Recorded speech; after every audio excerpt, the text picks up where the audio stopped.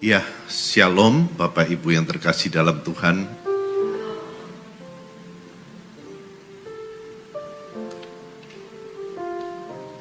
Saya Pendeta Ronald Daniel bersama dengan istri saya Feliani Tenggara.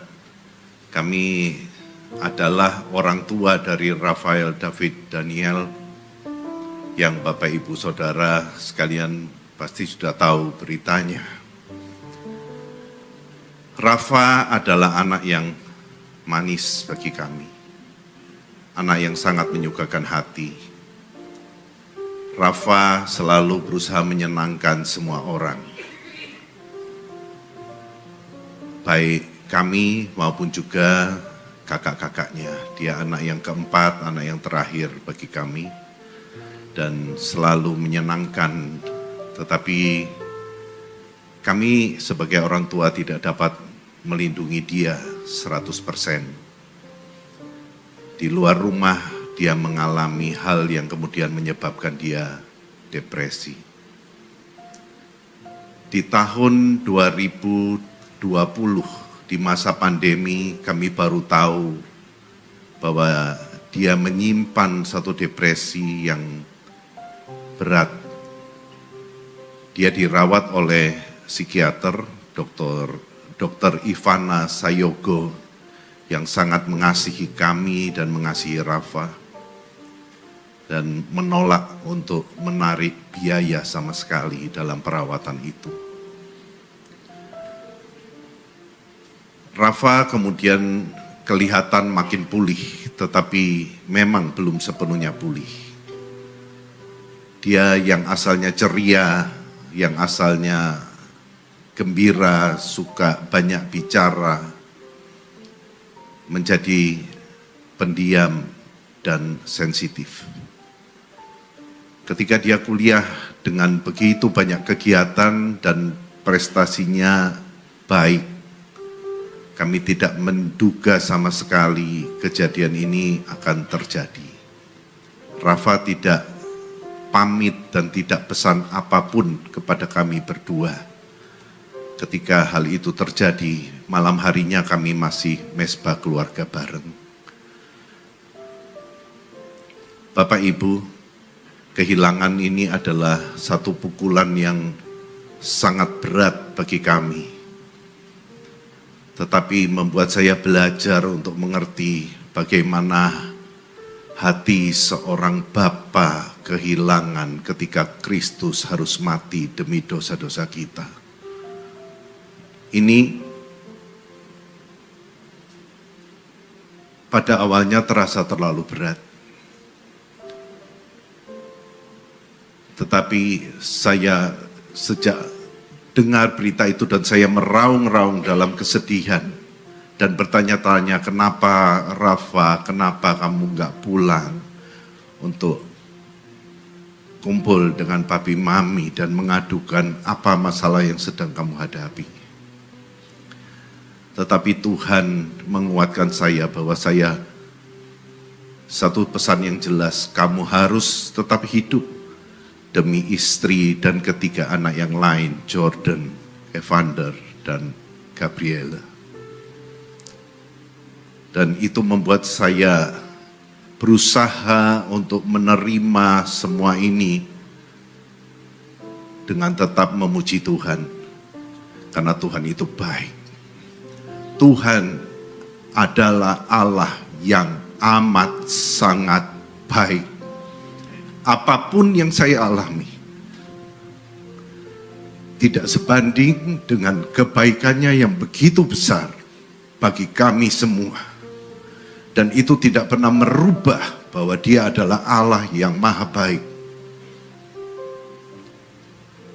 Itu sebabnya ketika saya mau lihat Rafa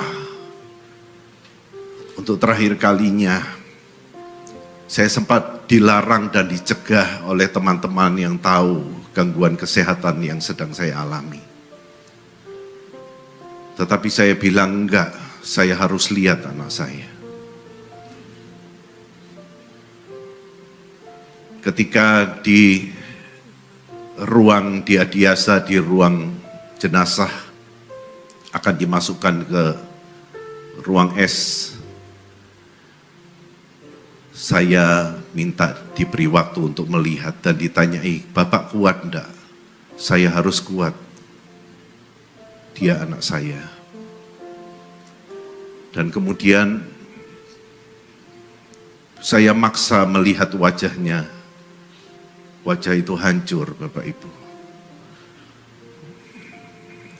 Tetapi saya mencium dahinya, meskipun mereka menahan saya maksa, saya cium dahinya.